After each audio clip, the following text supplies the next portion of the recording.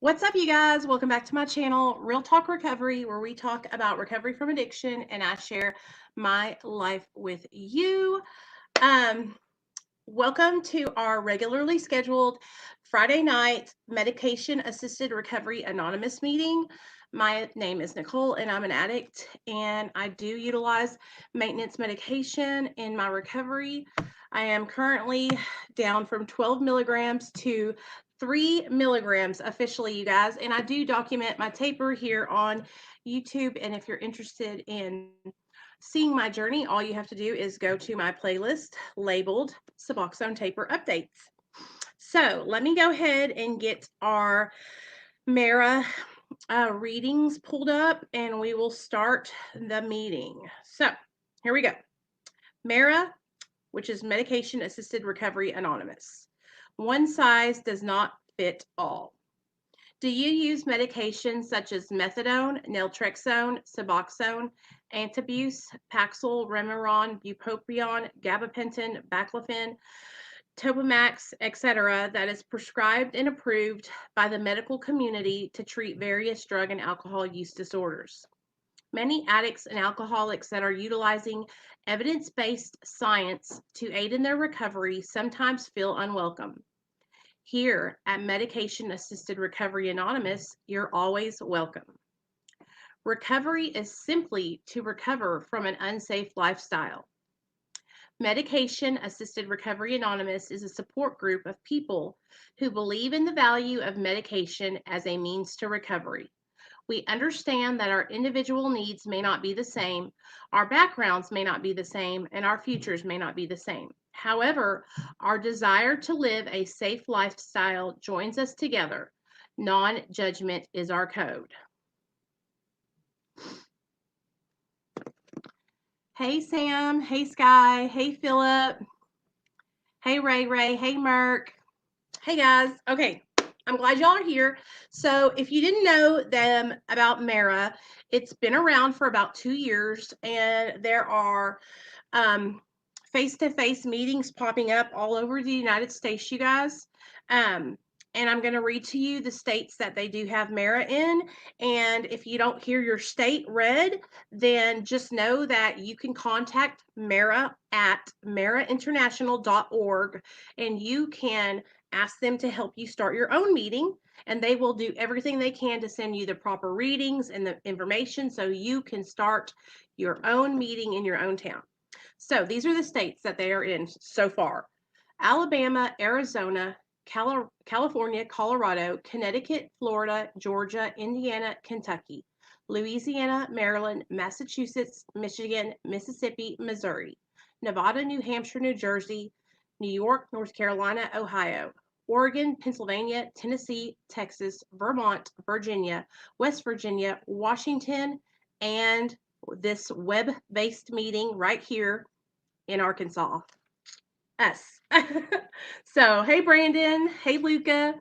So, now that we got that out of the way and we got all the stuff read, just so you guys know, like, I'm not the creator of Mara. I'm just a trusted servant. I just love the program and I am trying to learn everything I can about the program. And so what I do is I come on my channel to share it with you guys because I'm fascinated with it and I want to spread the message about this amazing new program for addicts and alcoholics that are just like us. There was, for so long, I felt like I didn't fit in and there wasn't a place for me because I was on maintenance medication. I was told that I wasn't sober. I was told that I wasn't able to share in meetings, and that's bullshit. And so here at Medication Assisted Recovery Anonymous, that we don't get down like that. Non-judgment is our code. You know, which you and your doctor decide for your treatment is between you and your doctor. And that's not my job to tell you how many milligrams to be on, what time to taper off of it, how long you need to be on it. None of those things. That is between you and your physician. Hey, Amanda, are you the Amanda that was supposed to come on tonight?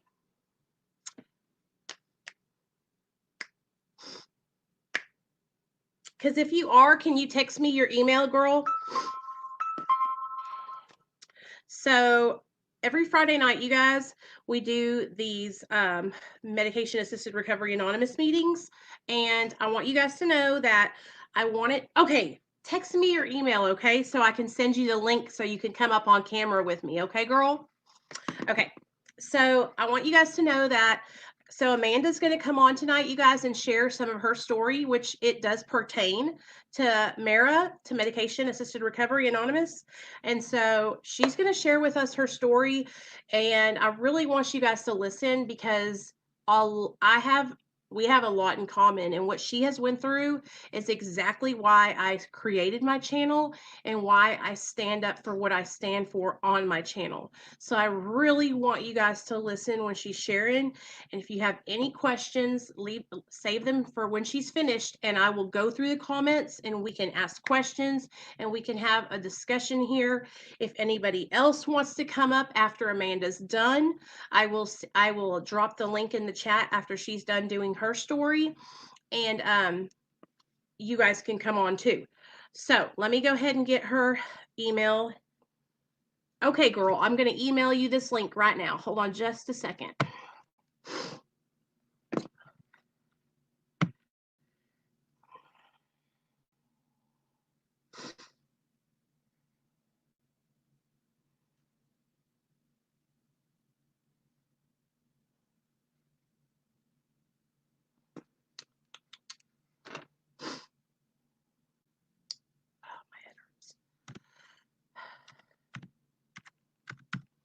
Okay. Oh, Amanda Hedrick.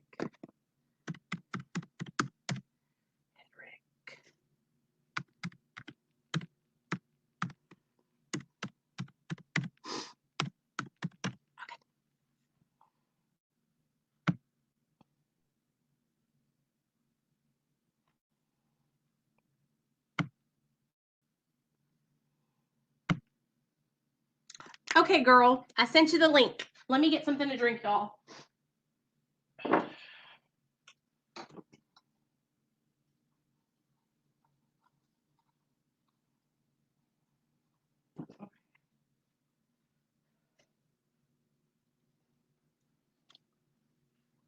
Hey, Hannah.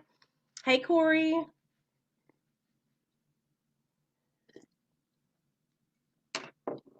Hey, Jill. What's up, girl? Oh, yeah, there's still libraries around. Welcome, everybody. Come on, have a seat. Welcome your neighbor. Why don't we do this while we're waiting for Amanda to hop on? How about everybody in the comments? Hey, Julia. Julia, I've been wanting to see you. Girl, you did so good the other night. And I just wanted to let you know that I was so proud of you, and not to sweat the small stuff. There's people, they always comment some rude ass shit to me too. And I just block them and throw them out the door. So I just want you to know that you did so good, and I loved it. I loved having you on the other night. And because of you coming on the other night and breaking the ice, I'm going to start doing that more often, where I link the link in the chat so you guys can come up and share your experience, strength, and hope. So I had such a good time with you. That's what I was gonna tell you guys. Okay, so while we're waiting on Amanda, everybody go ahead and drop your sobriety dates in the comment section so that way you can show others that recovery is possible and give somebody else hope that might be struggling tonight. So drop them sobriety dates for me. Drop them like it's hot. Drop them like it's hot. Drop them like it's hot. Drop them like it's hot. Drop them, drop them, drop them, drop them. Also, we have a special treat coming up next week, Wednesday, you guys. Cindy Briggs is coming on the channel to share her experience, strength, and hope. And she has been sober for almost, 17 years now, Cindy? 17 years on Monday, I think. Oh, don't, Jill, it's totally normal, girl. Nicole's got 9/22/17. Mark's got 1/13/2008. Cindy's got 2/17/2004. Ray Ray's got 8/12/2012. Oh, 16. Sorry about that. 2015 for Luca. Hell yeah, man. That's what's up. Great job, you guys. And that's how we are going to inspire others, you guys, so that way they know that recovery is possible. Oh, I see Amanda. Are y'all ready? I'm super excited.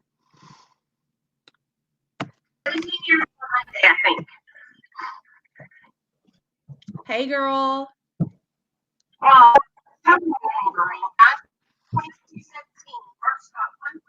Can you hear me? Hello? Can you hear me? Yeah. Okay, go ahead and lower. I don't know if it's your TV or if it's your phone, but lower the volume because I can hear it going, echoing back and forth.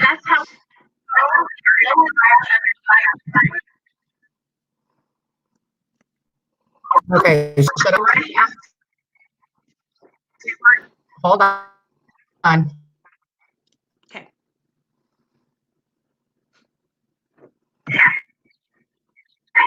Hold on. You're okay. Take your time. Hold on 1 second. Okay, babe. I other the thing. Okay, hello. How about now? Hello? Yeah, can you hear me? It froze up.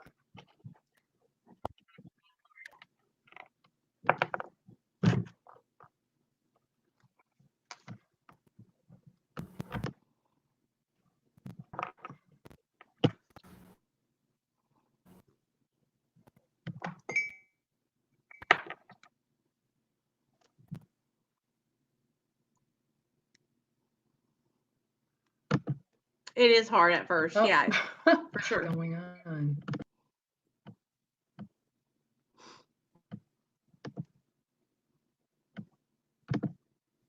I'm trying to figure this out, like froze up.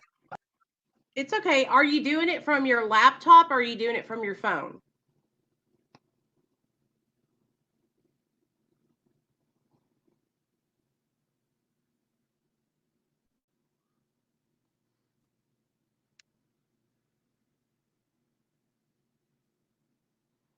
Oh, there you are. It muted you. Okay, now let me see.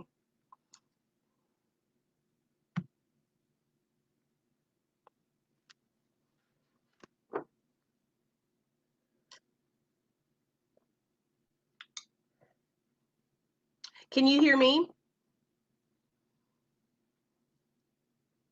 Because I can't hear you. You have to unmute your mic. There you go.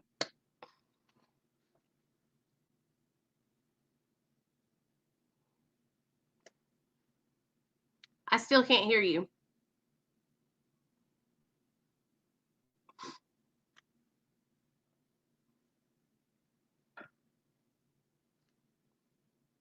I can't hear you.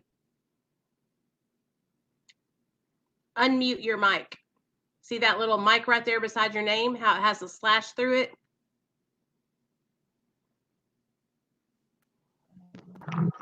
There you go.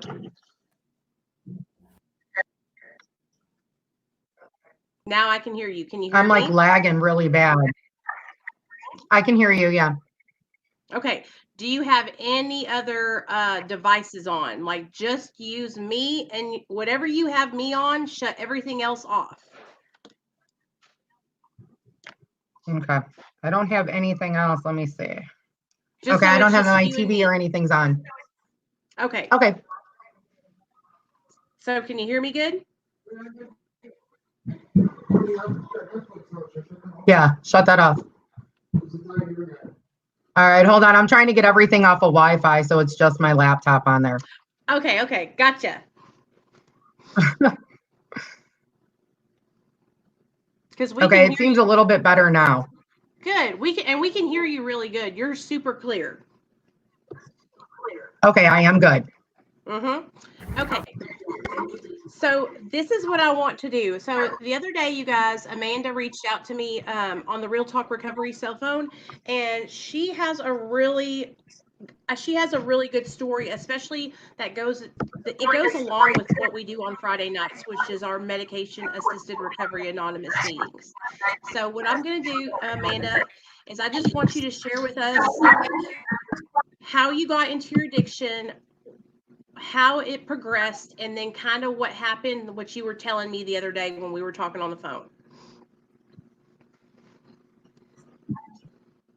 There you go.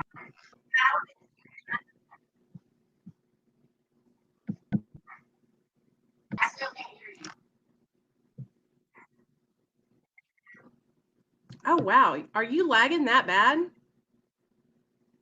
Yeah, I am. Can I do this from my phone or does it have to be through a laptop?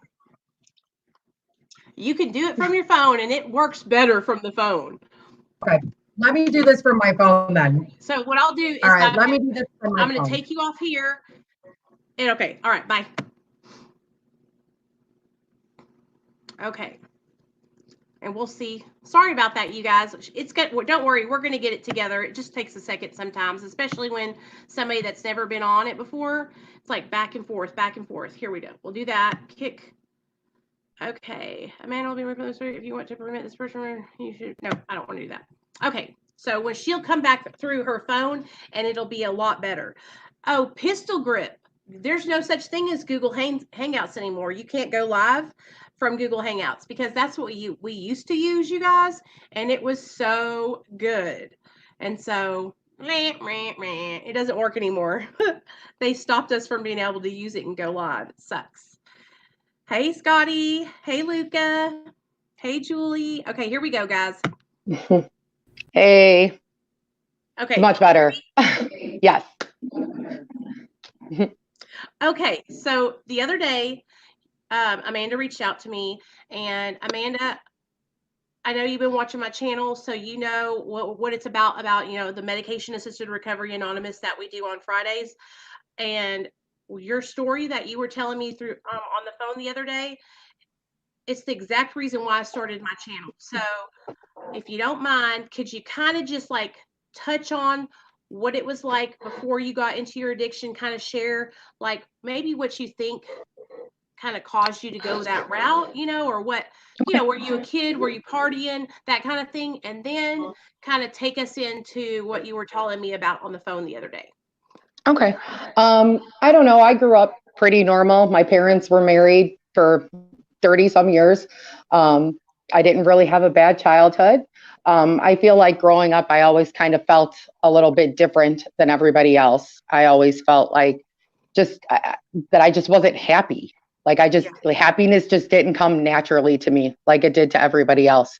I really didn't start with substances until probably I was about 14 and I started smoking pot. And then I started drinking. I got really, really heavy into drinking when I turned 21 and was going out to the bars all the time. And I would drink and get like blackout drunk. I didn't see cocaine until I was 20 and tried it for the first time then. Heroin, I didn't try until I was in my 30s. So I really kind of, drinking was more of my big thing for a while. And then I got really big into cocaine. Actually, opiates. I hated opiates for the longest time. I would take a Vicodin and it would make me so sick. And I had 2 C-sections and never took anything more than an 800 milligram Motrin after those.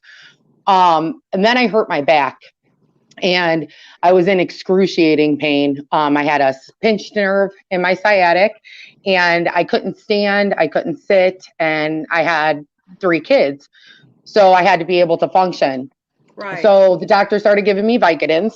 And then I found out that if you took more Vicodins than what you were supposed to take and prescribe, that you got past the sickness and you got all kinds of energy. So then it was then it became like a love affair for me because I'm like, I can take this and I can like get all this stuff done and I'm not in any pain and I'm happy. And it was such a great feeling. And I had never really experienced that, even with doing coke and drinking and things like that. It was something that I had never experienced. I had no idea.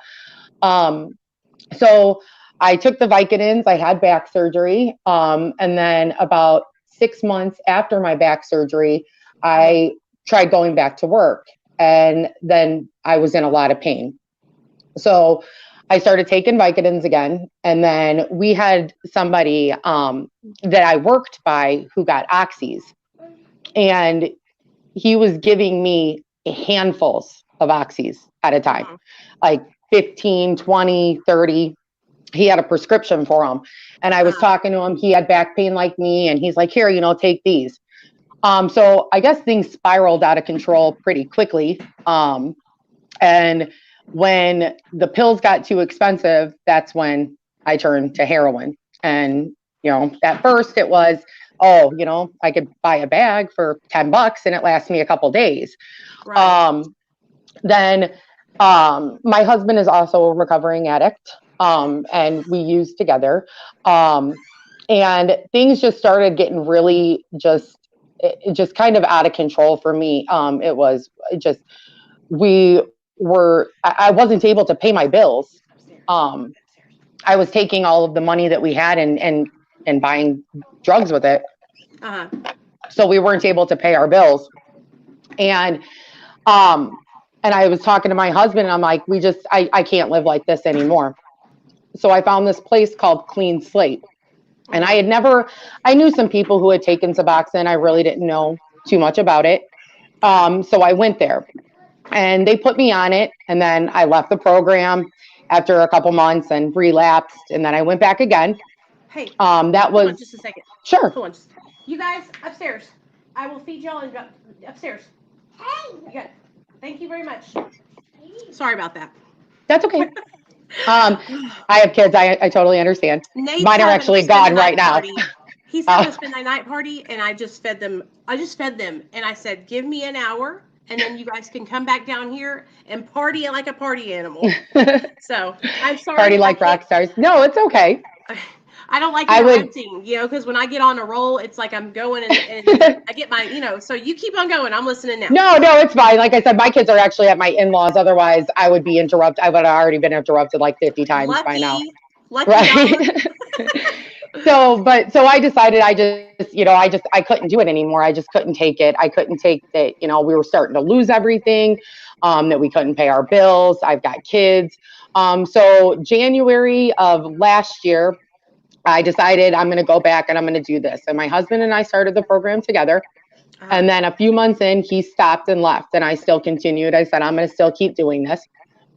So I took them, and then in November, my husband relapsed and went to treatment. And I went to my first NA meeting. That was the first time I had ever gone. I had never been to any meetings before. And when I went in there and I kind of talked and said, well, I've been clean. It'll be a year in January, and I'm taking Suboxone. And somebody said, you're not clean. That's not clean. And I'm like, well, I'm not using heroin. Like, I'm taking medicine. That's not clean. Then everybody started to proceed to tell me about how terrible Suboxones were and how it's just trading one thing for another. This was in the middle of an NA meeting. This was at the end. Somebody made the comment to me during the NA meeting about me not really being clean. And then at the end is when I was talking to people and they were telling me how terrible Suboxones were and all of this, just how horrible it was. I was basically trading one thing for another, how I needed to get off of the Suboxones, and that I wouldn't really be clean and feel good until I got rid of the Suboxone, is what they told me. So, go ahead. So you shared that during the meeting because you wanted to be honest, because you were new at that meeting. You needed support because your husband was in treatment and he had just relapsed, and obviously you're struggling. So you're going to this meeting to find support, and you're like, I know I need to be honest. So I'm going to tell everybody I'm on Suboxone, and I'm going to share, and I'm going to get support because I'm at this meeting. Right. And then you're met with everybody telling you how that whole year that you've been working hard on doing the right thing is absolutely null and void. And this is all a bunch of drug addicts that are exactly the same as you are. Right. Nobody's a doctor. Nobody's judging your doctor.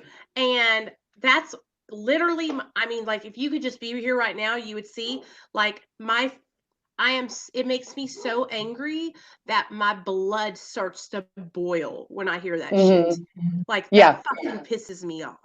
Yeah, it really upset me too. And I was just kind of like, I felt worse than I did when I went to this meeting. Here I'm going to this meeting seeking, support and love. And, I just put my husband in treatment, and, and I shared and I said to them, I said, I always kind of felt like with being on the Suboxone, I felt like I had like this, I don't really remember what I said or how, but I felt like so protected by Like being an on the insurance, Suboxone. like an Yes, insurance on your sobriety. yes, That's what I call it. I call it having full coverage absolutely. And instead even of like my, liability. right. And even my therapist, when I talked to my therapist about this, and I told her, what had happened. And she said, we owned our own business, and our business, we lost some accounts, and our business started getting really bad, which is what happened with my husband. And my therapist said to me, if you weren't on the Suboxone, where do you think you would be? And I said, I would have been using. I would have absolutely 100% been using, because this is, when with being an addict, this is the time you use when stuff, you're not wanting to use when stuff's going good. You want to use when stuff goes bad. So I would have 100% been right back into it had Right. I not been on the Suboxone. So I feel like that kept me safe. And now I go to a meeting and I share with people, and you're basically telling me that it's bullshit, that I don't need to be on this. I shouldn't be on this. It's so terrible. I'm exchanging one thing for another. And I wasn't able to catch the live after I messaged you, the show I watched, Uh, because of work. But after I watched it, and you saying like, well, when I was on heroin, I wasn't like, I didn't have a home. I was sleeping on people's couches. And when I was on heroin, I didn't have a job. And I kind of am like, I felt the same way. Like with Suboxone, I can function. When I was on heroin, I'm sitting on my couch drooling, like not being a productive member of society. On right. Suboxone, I can function. So how can you even tell me it's the same thing? It's not the same thing. And then, so then my husband has been very against the Suboxone for a long time. Mhm. Really wanted me to get off of it. So now I feel like I have this pressure to get off of this. And then I'm thinking, is my Suboxone use going to be a trigger for him? Is this going to set him into a place that he shouldn't be? So now I'm putting all this stress on myself I've got to taper down. I've got to get off of this Suboxone. Right. So then I started lowering my dose myself. I had talked to my doctor about it, and they said, you're just hitting this year mark. We really want you to be 100% comfortable with starting the taper. We don't want to pressure you. Whenever you feel comfortable. I said, Mhm. I'm ready. I'm ready. And she's like, well, I'm just going to go ahead and still give you the script for your 8 milligrams and take that and, just see how you do. So I started skipping doses. I started breaking my pills and taking, dust and things like that. And then I had one day, I've had some things in my life that have been just kind of crazy, just dealing with all of this with my husband. Me and my sister have gotten into a fight, and I felt so alone. And I called my husband, and I was driving in the car. I had just left my doctor, and I was driving around in the car, and I'm listening to music, and I'm just like hysterically crying. And I'm like, I'm going to come meet you at work for lunch. I just need to see you. And he's like, I'm super busy. I can't take a break right now. And I just like, that was it. I was done. My mind was made up, and I was calling somebody, and I was going and getting a bag. And I hadn't taken Suboxone at that point, I think in a few days. But I would say from trying to taper myself down, Uh-huh. that I kind of set myself almost like into like a downward spiral to where like I bottomed myself out. So my emotions are all over the place. I'm Mhm. not I haven't seen my therapist in a couple months because she had surgery and I haven't been able to see her. And then now I'm tapering off of this medicine way too quickly. And it just set me into this really bad like depression, Mhm. which led me to use. So I used for about a week. And then I was actually starting a new job. Mhm. And I said, I work at a hospital, I work in a lab. And I said, I cannot start this job on heroin. I can't. This is ridiculous. Like I'm dealing with like people's bodily fluids and responsible for reporting to doctors on, what is going to give them to make the decision on what kind of treatment these patients need. I can't do this. So Right. that's when I decided that I was going to get back on my Suboxone. Uh-huh. And so that was at the beginning of January. So I've been back taking it. I've talked to my husband about it, and I kind of talked to him about some of the stuff you said too about the, that with functioning, like how your life is.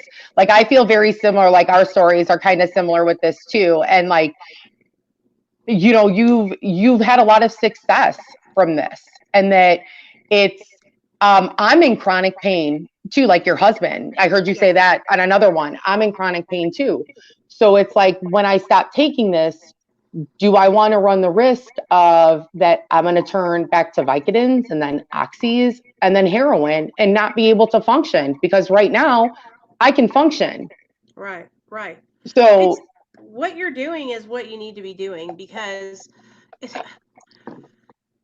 not everybody is able to maintain or obtain abstinence-based recovery. And that's not saying that we're like less than because we can't get sober through abstinence. It's just some of us can, some of us can't. Some of us want to, some of us don't want to. It's like our choice. It's your choice whether or not you want to use maintenance medication or not use maintenance medication. And when people, okay, so back in the day in the 1939s when they created AA and the AA book and all that stuff, that's how old the 12 steps are, from the 1940, okay?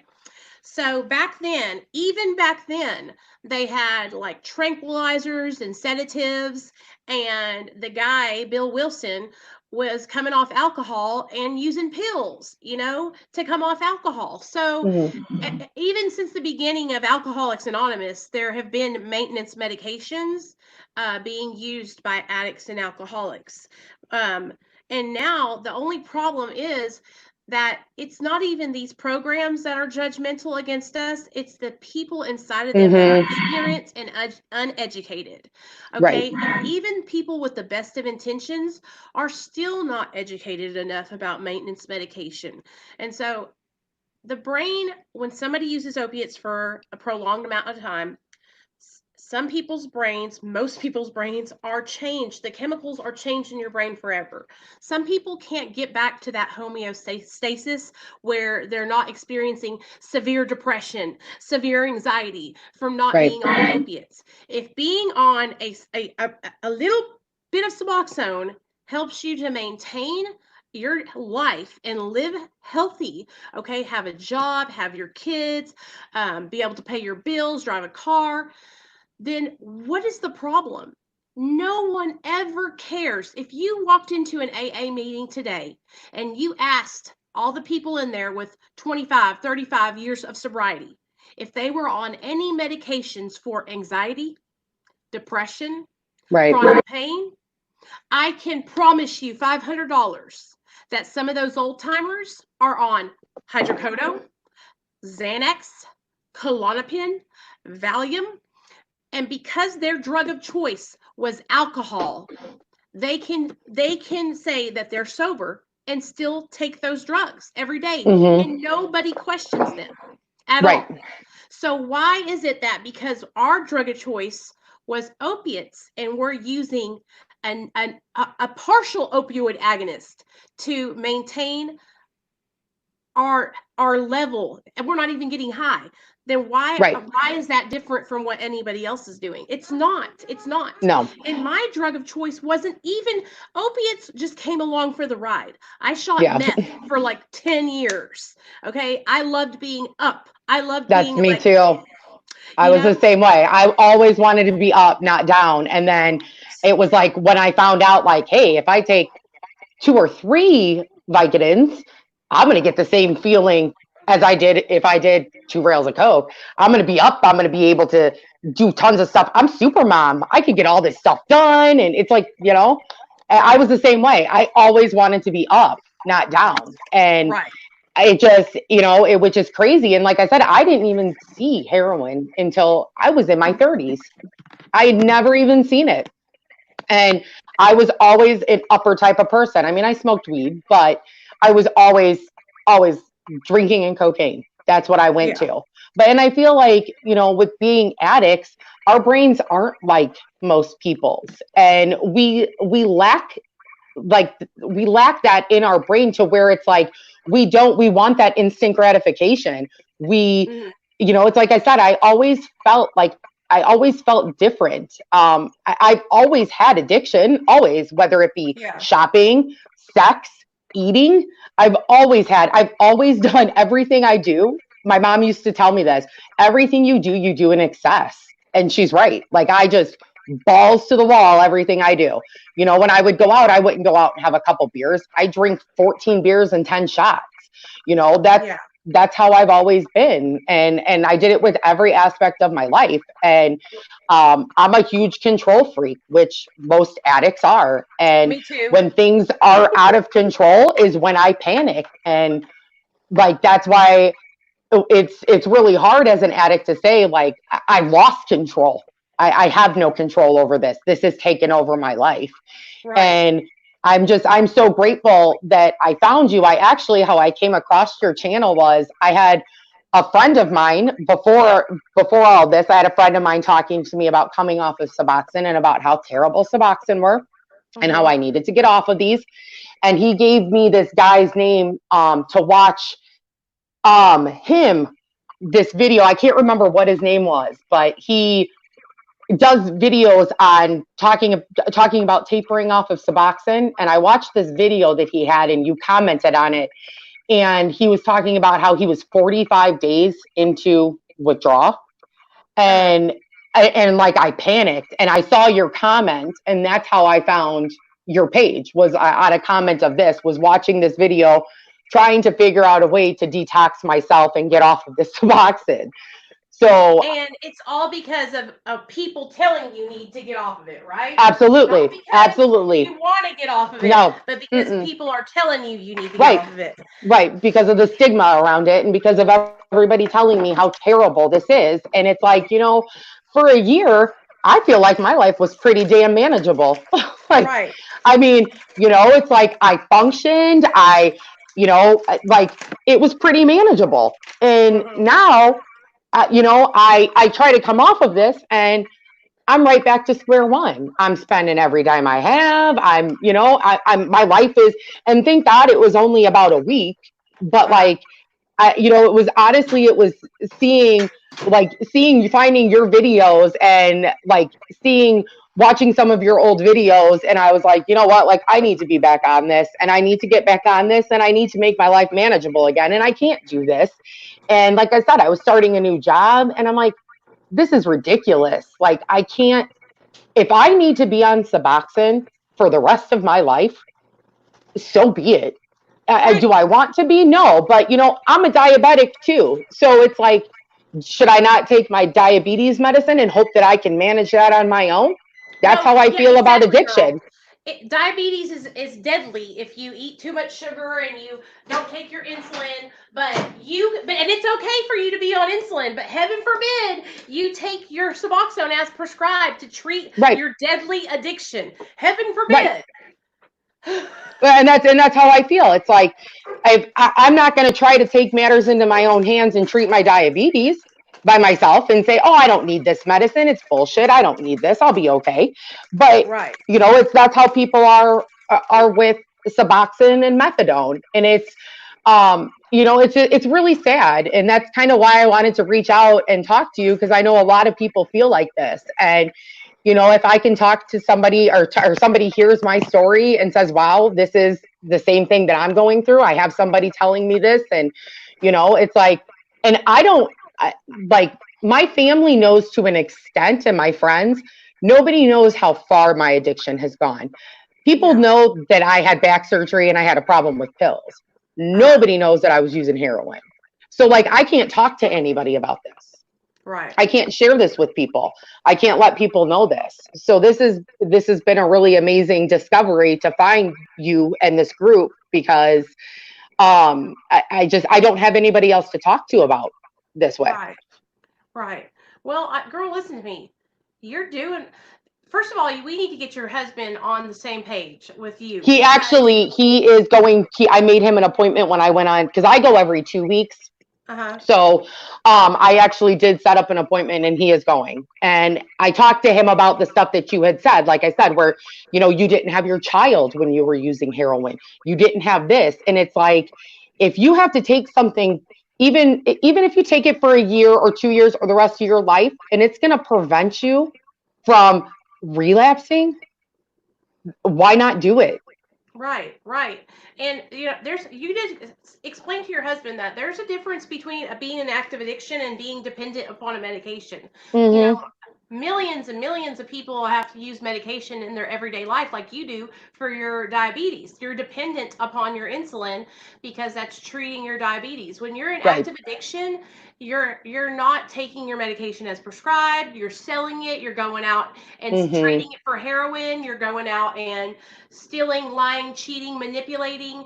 I mean, drug addicts, that are actively using don't have a healthy life. Like, being on maintenance medication is the opposite of being an active addiction. And I signed on to Facebook the other day because I don't know, I guess I wanted to torture myself with all the idiots that are on there. And I got into this like back and forth with this guy who was saying that if you're on Suboxone for over a year, it's okay to be on Suboxone just as long as it's less than a year. But if you're on it over a year, then you're using. And I That's was like, how in the world did you come up with that number? And then he told mm-hmm. me that I needed to read the NA literature. And I straight schooled this fool. I was like, first of all, there's a difference between being on a maintenance medication and actively using drugs. Well, I'll tell you what, I'm not pawning my shit to get my Suboxone. I'll tell you that. Exactly.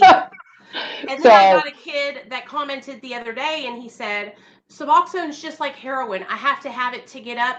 And if I don't have my Suboxone, then I'm going to go out and I'm going to steal, lie, and cheat to get it. And I was like, well, then you're fucked up, man, because if you're stealing and lying and cheating and sucking dick to get a Suboxone, then you didn't have an addiction like I had, honey. Because I right, was, you're, what? You're right. lame. Like, go get a real addiction and then come back over here and talk to me about that shit later. Mm-hmm. It's just like, it makes me so angry because when people are judging us because we're on maintenance medication, it's because they want to feel superior. It's because Mm-hmm. they want to put us down to lift themselves up. That's Right, all it is. It's the right. need to, it's just immaturity. It's like, Mm-hmm. when we were growing up, oh, my dress is prettier than you. I got new shoes and you don't. Or look at my Mm-hmm. car. That's all it is. It's just Right, immature. Anyone who is in recovery and who's worked in a real recovery program is not going to judge you, is not going to give you medical advice about your medication and tell you that you need right, to get off of it. Somebody who's working a program of recovery is going to say, you know what, Amanda, you do what you got to do. You right, keep coming back. I'm going to be here to support you. And that's it. That's all you say. And then you shut your mouth right. because And I it's never not went your back again. place. Right. I didn't go back again. And it's like here I'm going to this place where I feel like it's supposed to be safe. And I've got people judging me for being on medicine to help me with this, to help keep me sober. And Right. like you said, it's an insurance policy. If I'm on this, I know I can't use. It's going to be a waste if I try to use. So Right. if that's what I need to keep myself sober, who are you? Who the fuck are you to say that that's wrong? I'm staying sober. Right. Right. But see, that's the thing. It's like, I was the same way. I did exactly what you did. In fact, I got a year sober, and then I asked my sponsor if I could start telling my story. And so she was like, "Yes, the first place you can start telling your story at is you can go back to the treatment center that you graduated from, and you can tell your story there." And so I went back to the treatment center. I've told my story twice there. It was amazing. Well, then I started going to my AA meetings and telling like my friends that were in AA about my story. And my friends, hella supportive. I have the coolest friends in AA that know that they're not, see, they know the program. They know that Mm, they're not doctors and that it's not their place. It's no sponsor's place. It's no grand sponsor's place. It's no chairperson's place to tell another addict or alcoholic what medication they should be on or not be on. It's right. not their, the only thing they're supposed to do is take you through the steps. That's all. That's what a Mhm. sponsor is for, to walk a sponsee through the steps. That's it. That's Right. it. Okay. And so that that's what people are doing, is they are taking it upon themselves to give medical advice that they're not qualified to be giving. They're not, and that's all it is. It's all it is. It's ego. It's, Mhm. I know what I'm talking about and you don't. And Right. it's like, that's the first thing when we get into recovery that we have to like totally smash and let go of, is our pride and ego. And so I see a lot of these people who haven't let go of that, and they still think they have it all figured out and that they know everything. Listen, when I had to get on Suboxone, it was the most humbling experience of my life, Mhm. because I had tried to get sober for so many damn years and failed so many Right. damn times. And now I got DHS telling me that if I don't stay sober, my rights are terminated. That was really hard for me, because Mhm. I didn't believe in Suboxone. I thought it was trading addictions. I Right. judged, I thought the same thing, because that's I what I always had thought that heard. too. That's I what I thought that had about heard. methadone and stuff. I had actually never really even heard about Suboxone. I mean, like I said, I knew a few people who had taken it, but I really didn't know too much about it. But I had always heard that stigma about methadone, and Yeah. about how methadone was basically you're still using. It's a legal form of heroin. You're still getting high. Right. And and because I was not educated about it and I didn't know, I even kind of jumped on that bandwagon for a little bit because I didn't know any better. And I feel like these people who are doing this don't have the proper education about medical assisted treatments, like, or medical assisted recovery like this. They don't have the proper education about it. And it's so judgmental to me for somebody to say, like, that what I'm doing is the same thing as being a heroin addict, It's because not, listen, girl, it's not it's even not. close. It's not even close to being a heroin addict. Just because Suboxone is an opioid doesn't mean that it's close to anything close to heroin or fentanyl. It's not. And it's not the substance that matters, okay? The substance is just a symptom of our problem. We used drugs because that's what gave us a relief. We were Right. running away from reality. We wanted to change the way we felt, so we used drugs. Drugs were our solution.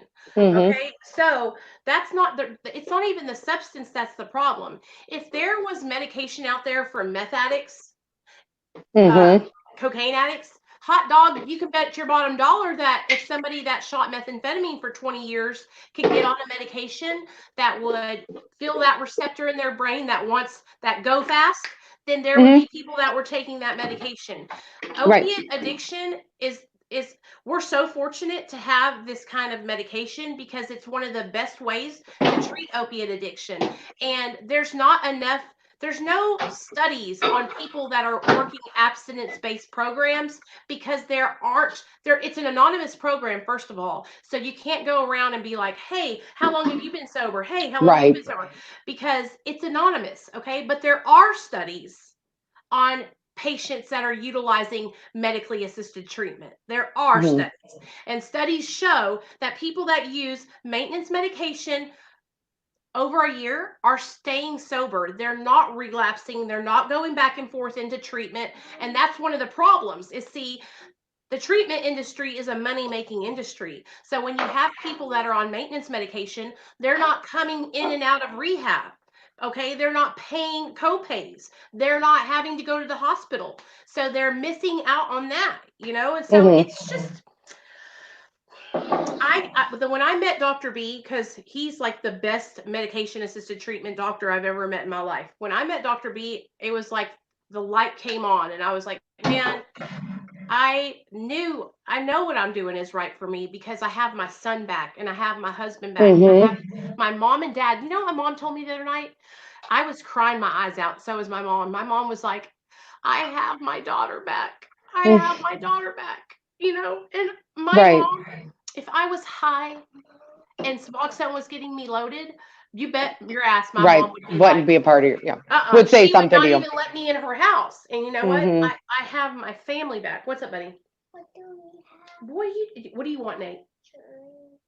Um, I Well, I have been able to maintain recovery for almost 5 years now. 5 years. I'm going to give you Which more. is amazing. You know, and so it makes me upset that people did that. You know, I can't blame people for judging, because it's just, I think some people are just pieces of shit, and it's in their human nature to judge us. Well, and like I said, I think they're not educated enough. I think that it's just, people just don't really know, because if I wasn't on Suboxone, I would guarantee, I would almost definitely have to be on some type of antidepressant, anti-anxiety medicine. I feel like with the Suboxone, it kind of just keeps me normal. Like, Right. I feel normal. I mean, I get to the point where some days are worse than others, and I get down in the dumps and depressed, but I feel like it keeps me normal, where I feel like everybody else. Right. And I'm not having to use drugs to achieve that feeling. Right. I also started having to ask myself this question: do I want to be sober like these people are that are placing judgment on me? Do I want to have what they have? No, I don't want to have what they have. I don't. I support anyone. Right. Okay.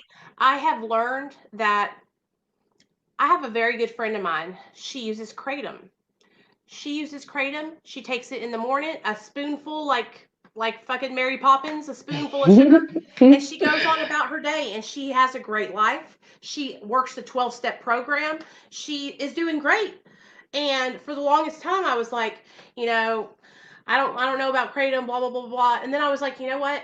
It's not my journey. It's not Right. my business. I love her. I support her. That's all that should matter. You know what I mean? Exactly. And so I just don't even say, like, I don't comment on that stuff anymore, because I've had it done to me, and I know what it feels like to have somebody staring down their nose at you, like looking at you like you're just not, like you're half there, you know? Right. And I've even run into people, it's like they have the best of intentions, but then I run into people that say things like, well, anybody that's on more than 6 milligrams of Suboxone, that's just too much. You shouldn't have to be on more than 6 milligrams because XYZ and da da da da da. It's not. Maybe the opiate receptor in our brain tops out at 16 milligrams. Okay, so 16 milligrams is what most doctors will prescribe, it saturates the whole receptor. Okay. Okay. You can ask Dr. B, you can ask any other doctor. Like, I'm not just making that number up off the top of my head. 12 to 16 milligrams. Okay. But that's not the point. All addicts are different. And a lot of the addiction centers in our mind. Okay. It centers in our mind. So most of the time when somebody comes in and they say, oh, well, you know, they're coming off heroin, they've been in withdrawal, the doctor puts them on 8 milligrams, and then the doctor asks them in 30 minutes how they're feeling. We have to understand that a lot of this is psychological. So when an addict says, no, I don't feel good, I'm still feeling kind of weird, and the doctor gives them 4 more milligrams, it might not be physical that they're feeling. It's psychological. And so if giving an addict 4 more milligrams of Suboxone helps them to not shoot heroin into their arm, then damn it, give them 4 more milligrams. Right. Absolutely. Well, and I think that you should, it's, you know, like you said, everybody is different. So what works for one person might not work for another. I think that as long as you are, whatever you're doing, as long as you are able to function and be a productive member of society and not be stealing and not be, you know, doing the things that you would do in active addiction, bless you, do it, because you're doing what works for you. Right. I just, man, I hope that you stay on, like, I hope that you stay and you get stable on your Suboxone. Like, this would be my suggestion. I would stay on Suboxone. I would get on whatever stable dose is stable for you. I would get your job going, your new job, and get really stabilized in that. I would get into like therapy. I would do some kind of other recovery program like we do here, Mara. I would even start a Mara meeting in your town. You can do that. you can email Mara and talk to Jeff and Shelly, and they'll send you everything you need to start your own Mara meeting in your own Okay. town. You know what I mean? And so that way Mm-hmm. you can like be at the front, and you'll have purpose, you'll be doing something to help people, and then, stay on the medication, get yourself leveled out, and you might not want to get off. That's okay. Mm-hmm. There's nothing wrong with that. I'm tapering, I'm down to 3 milligrams, okay? But the lower I get on my taper, the more my mind I start thinking, hey, what's wrong with staying on like 1 milligram? Mm-hmm. I'm happy. I'm doing so great. I've Right. had so much success in my recovery. I've had so much success here with you guys. Like, there's nothing wrong with that. There's nothing No, wrong there's with not. that. Like, No, there's not. And that's what I kind of decided is that, I am going to just, which I have a very, very hard time doing. I'm going to just let things be for right now. I'm going to stay right now. I'm on 6. I was on 8 before, but I had tapered down to 6. And then I was down to like 1 before I started doing the like not taking it and taking 1 and things like that. And then I went back up when I started taking it again. I tried taking 2, and I just really still didn't feel right. So I feel pretty good at 6, and I decided that I'm going to just let what will be, and I'm going to just let things happen. And I feel like I don't know how did you decide, like, okay, I'm ready to taper? Did you just feel like this is my time? I mean, when I started forgetting to take my medicine in the morning, like, okay, because for a long time, Suboxone was like, I thought about it. The minute I woke up, I'm like, I have to that's, take my medicine, yeah, because that's kind of part of addiction, is this like ritual and obsession yes, almost. And so for about the first 3.5, 4 years of my being on it, I was like, bam, bam, I need it. I need it. I yeah, need it that's to how I go. am. I need it to go to the store. I need it to do this. I need it to do that, and I would even like take half in the morning, and then I would have a half in the afternoon, just so I could have that extra half, because I needed it. I needed it. And then I just kept Like I'll working. panic if I don't have it like with me or something, and Yes. I take like I tried doing that, and I would like panic if I Yeah. didn't have it. So like that leads me to say you're not ready to stop this right No, now. no, no. And I was the same way. Like, I would go to work, and if I would forget it at the house, like, I would turn around and drive back. Mhm. Yep. But what happened was, I just kept working my recovery. I kept really just like diving headfirst into helping people here on my channel, like really just hitting it hard on my channel, and hitting it hard with my husband, and just working together on our relationship and in our sobriety. And I was just doing what I was doing what I was doing, and then learning about the disease of addiction, learning Mhm. everything I could learn. I mean, like, I've learned so much. I've read books. I've just learned a lot of stuff, and then I have my own personal experience. And so I did that. I was working my job, and then it was like 3.5, 4 years into my taking Suboxone, and then it got to where I was just like not taking it until 2 or 3 in the afternoon. And I wasn't Mhm. like worried about it. I wasn't thinking about it all the time. I wasn't focused on it. And then I just talked to my doctor. I said, I'm ready to start tapering. And so he took away 2 milligrams. And I Mhm. stayed, he dropped me down 2 milligrams. And then I went on that for 3 months. And then I went back, and he dropped me another 2 milligrams. And I went back after 3 months. So I only dropped quarterly. But that's Mhm. how I knew. I was just like, you know what? I can do this. Now Yeah. that I'm down to 3, I'm kind of back to that. My mind is telling me I need to take it, because I'm at a lower dose. And so I just feel like I need to take it. You know what I mean? But Mhm. it's normal. You're gonna go through like shifts in your mind, and shifts. It's just, that's addiction. It's like it's a mental like roller coaster. And Mhm. so a lot of the times now, I'm just so proud of myself from getting from working at a sandwich shop, getting fired for fighting a girl in the kitchen, to working 2 jobs, having my YouTube channel, helping people, and being responsible, I mean, just doing all these things. Like, I don't want to mess all this up. Right. I love my life today. Mm-hmm. I'm happier than I've ever been. The last time I was this happy, I was 17 years old and I was dancing. And that was like when I remember having like real joy is when I would Right. dance. And now I'm actually happy and I have my Mm-hmm. family, you know? And so That's for amazing. somebody to come in and say, well, what you're doing isn't the right way.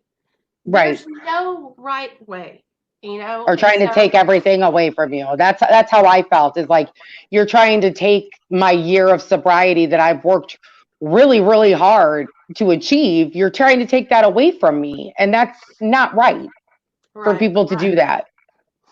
And I'm really, man, it just makes me so upset that that happened to you. But I've heard, see, where I'm from in Arkansas, it's real heavy down here, AA. Mm. But they will not say nothing to you in a meeting like that. Like, No. they would never, and they would never say it to you after the meeting, like it. I've never had anybody, and people know that me and my husband are both on Suboxone, and we both go to meetings, and they know who we are. And Mm-hmm. the only time I've ever had any judgment is when I was on Facebook or on the internet, but not from anybody in my real life. Mm-hmm. I've heard that it's really bad in like Kentucky and Ohio and New Jersey, places like I guess where the epidemic is really, really heavy. And I Mm-hmm. think it is because they see a lot of people who are abusing medication and diverting Yeah. their Suboxone. Right. But see, we're not doing that. We're not diverting. We're not selling our medication. We're not trying to abuse it and get high off of it. We're literally using it for what it was created for. Right. Mm-hmm. And that's to stay sober Right, and to be right, able to live a happy life without, without having to be in active addiction. And right. it really sucks. It is sad and it breaks my heart. And that's why, I wanted to come on and talk about it because I know that this happens to people. And it's just really unfortunate that you go to a place and you feel like this is like a place you could go where you're not going to be judged because there are people who have done way worse shit than you have. And you feel like I'm going to be accepted and to be treated like that, to be told, well, you're not really clean. It just take away everything that I've worked so hard to achieve and act like it's nothing. Act like I'm still taking stuff and selling it and trying so that I could buy drugs or I'm, you know, passing out asleep on my couch with a cigarette in my hand. Like, no, I've Yeah, worked really, really hard to be where I'm at, and I need this help, and this is what I need. To me, it's like I can look at things now and say this is no different than me being on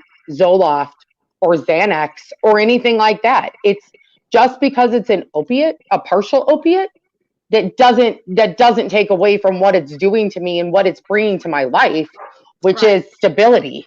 It's right, bringing stability to my life. It's given me stability. right. It's no different. Like I'm on Lexapro and Wellbutrin, and I'll have you know that in January of last year, I tried to jump off of Lexapro cold turkey, and Mm, I thought I was gonna die. So really. I it's any medication that you're going to take that you have to take like that is you're going to have a Hmm. withdrawal from it. Okay. So that's what that's another one of my arguments when somebody says something to me. Oh, you're not sober. Well, would you tell somebody that's not sober, that's a fucking schizophrenic, that they don't need to Right. take their schizophrenia medication? Right. Absolutely. No, you Absolutely. wouldn't.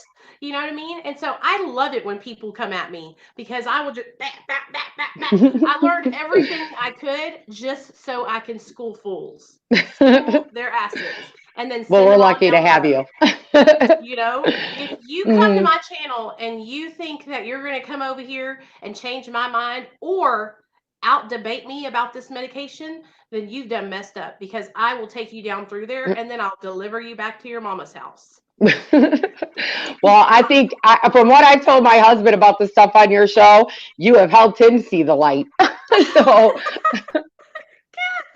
And I just want to help people. I want to help people see, and I do want to change people's mind, and I do want to change the way hmm. people, you know, look at us. And I just don't.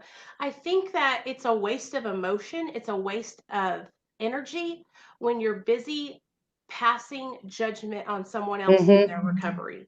Like, if we're all addicts and we're all trying to stay sober and live our lives and be happy. And so we already have enough judgment from Mm-hmm. non-addicts. We don't need it from the very people who are just like us. Right, absolutely. And I feel like when you judge, I feel like people judge other people because they don't want to look at themselves Oh and they yeah, don't that's want to face their own reality and what's going on. So it's easier to judge other people and put other people down and say, "Oh, this person's a bigger piece of shit than I am," so that they feel good about themselves. And that's so not being in recovery. When you're in recovery, you have to look at yourself and your, your wrongdoings and what you've done wrong and what kind of person you are. And when you're, so it's like you're telling me I'm not in recovery because I'm taking Suboxone. Well, I think you're not in recovery because you're judging me for taking Suboxone. Like, yeah, I right, could turn it around on you and tell you that, because are you right, really focusing on yourself? If you were, you wouldn't be judging me for what I'm doing.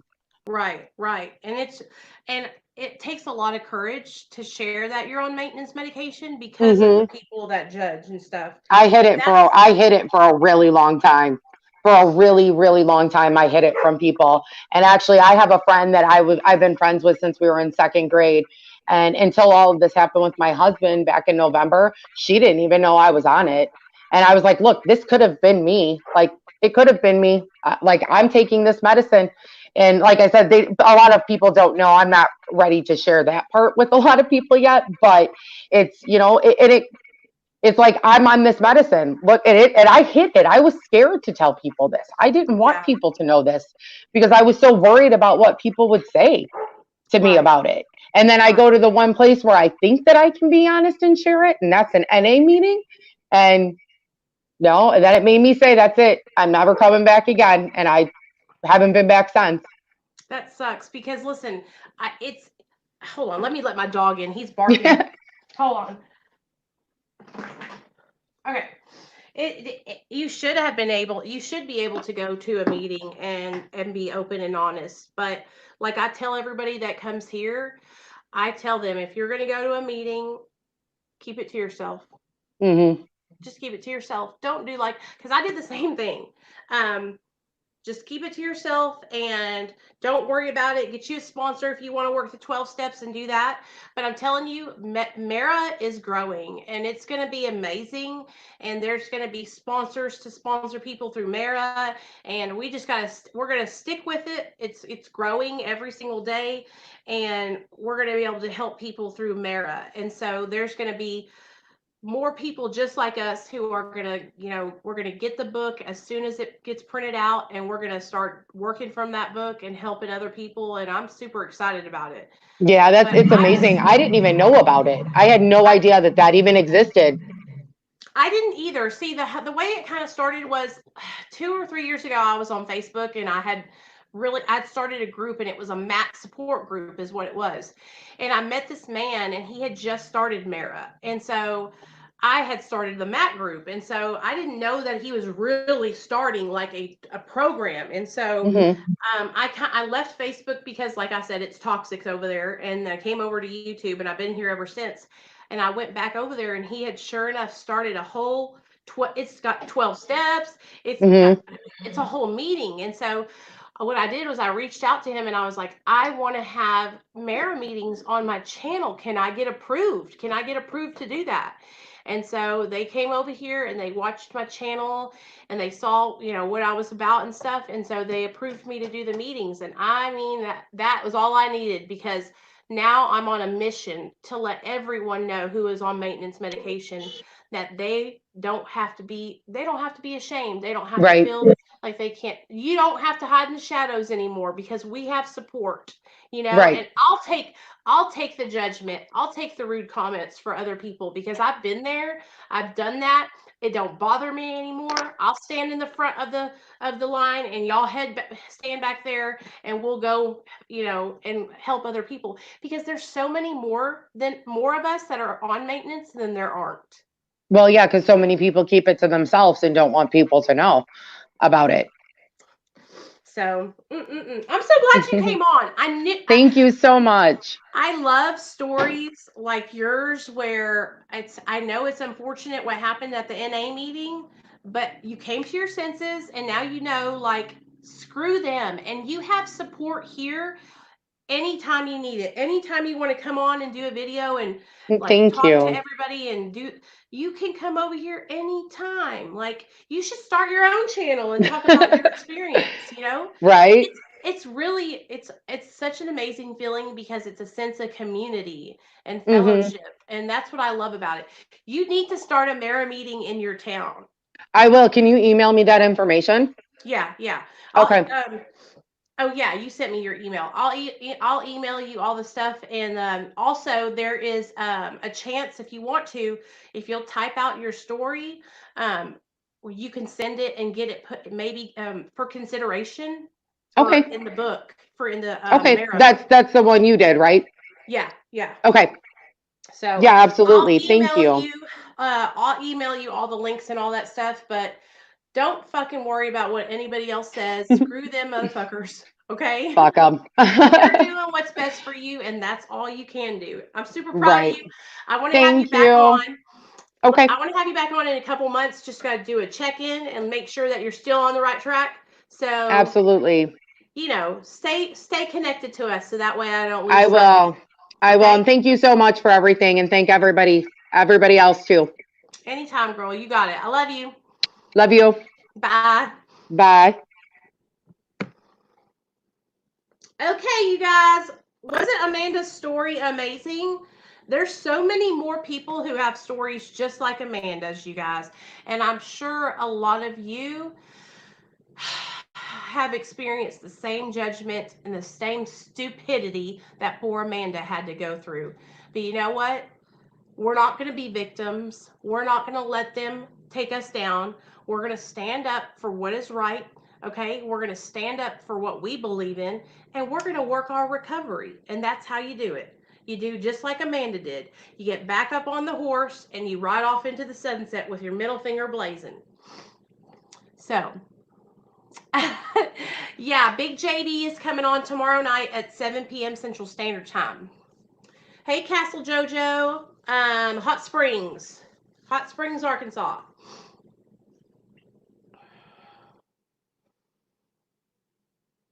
So, you guys, do you like my glitter eyes? I did them for you guys. Hey, Bill, I seen you in here. Fayetteville, that's far up. That's far above me. I live in Little Rock now, but I'm from I was not born, but I was growed up in Hot Springs. I know, Leslie, I know. So I was just talking to some of my girls in Patreon about that.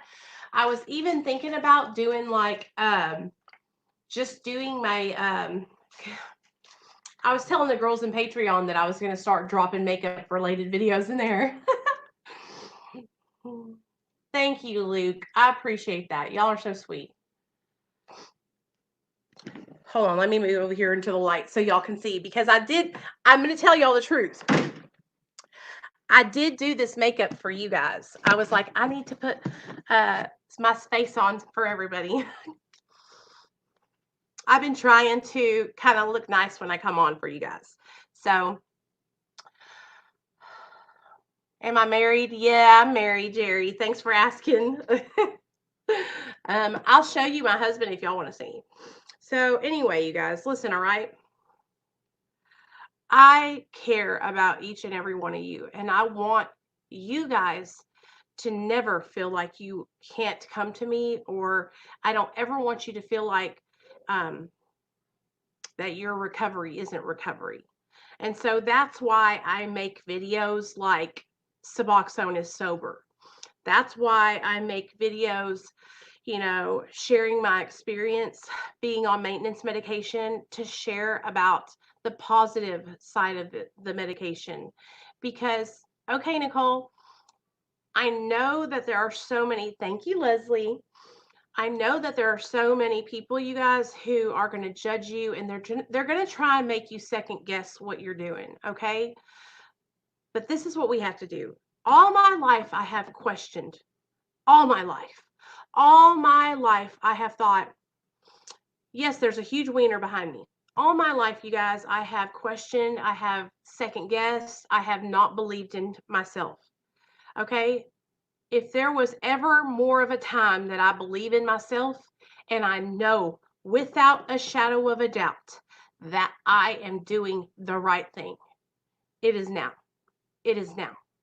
Not only do I have the results from doing the right thing, okay? I have everything, you guys. I have everything. I have my family. I have a new job, helping people, doing what I love to do.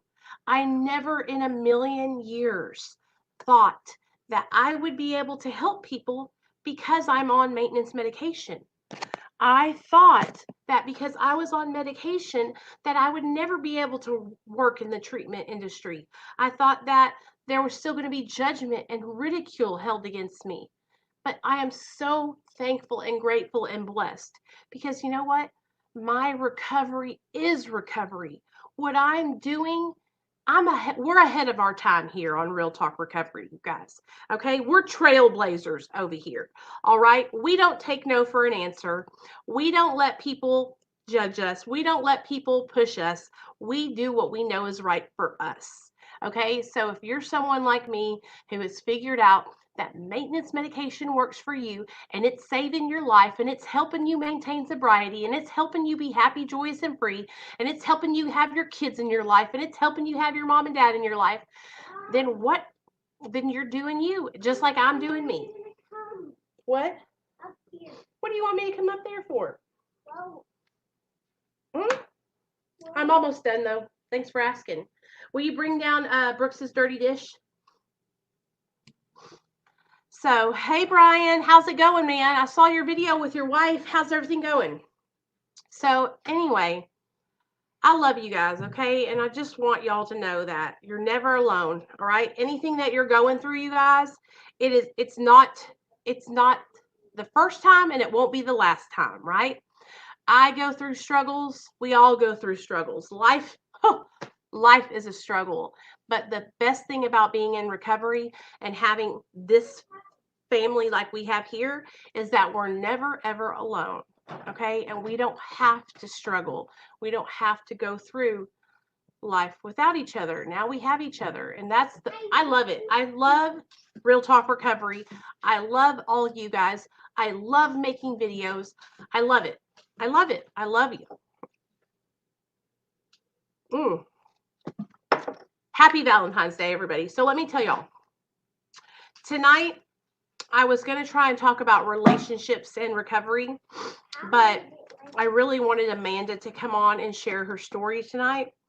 And her story does have a lot to do with relationships and recovery because, like she shared in the video, you know, her and her husband are both in recovery, you know, and when you have a significant other that's not on the same page as you and you're on Suboxone and the other person is using, or you're on Suboxone and they're sober and they don't think you should be on it, it's hard. So if we can all be on the same page, right? It does. If your significant other is abstinent and that works for them, hey, more power to you. But we have to be on the same page and support each other. Okay, support each other in your recovery and communicate with each other. You know, that's the main thing that I've learned about me and my husband is that what helps us to have a healthy, happy relationship is we communicate with each other, you guys. We talk about everything. Hey, Deidre. I'll tell you this. My husband today, he surprised me, you guys, with a massage, facial massage. And so I was at work today and he called me and he said, look in the email. And so I opened up the email and there was this gift certificate for a facial massage to this like massage place. And I was like, man, thanks, babe. But I'm so grateful. I'm so lucky, you guys. Me and my husband, we were in the throes of our addiction. We were doing all kinds of horrible things together. And now we have each other and we're sober and we're happy and we're living life. And so, man, I'm so grateful. I'm so grateful, y'all. And I don't ever want to go back to my old life, ever. Hey, Ruben. So anyways, I'm going to get off here because, I'll keep you hostage on here forever. But you guys, when I upload this video, if you don't mind, come back and leave a nice comment for Amanda. Let her know that she inspired you, okay? Let her know that we all support her and that we're praying for her and that she's got the whole Real Talk Recovery family in her corner, all right? Tomorrow night, 7 p.m. Central Standard Time, we're going to be live with JD from Prison Break Raw. Okay, this is a really big opportunity for me, you guys. It helps get the channel exposure.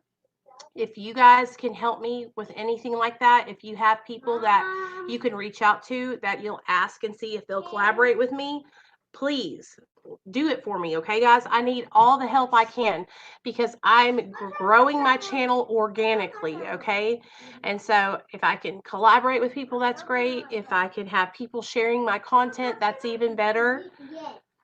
Bill, tomorrow night at 7 p.m. Central Standard Time, we're going to have JD on the channel from Prison Break Raw. So these are big things for me, you guys. And that's what we're trying to do. We're trying to expose Real Talk Recovery to as many people as we can. The more people that we find or find us, the more people that are going to be able to utilize Real Talk Recovery and get the help that they need. And I love being here with you guys. So the more Real Talk Recovery family members, the better, because then that's more lovin's for me. Okay. All right, you guys. So I love you guys. Okay. I'll see you guys tomorrow night at 7 p.m. Central with JD from Prison Break Raw. So be here or be square. What up, baby?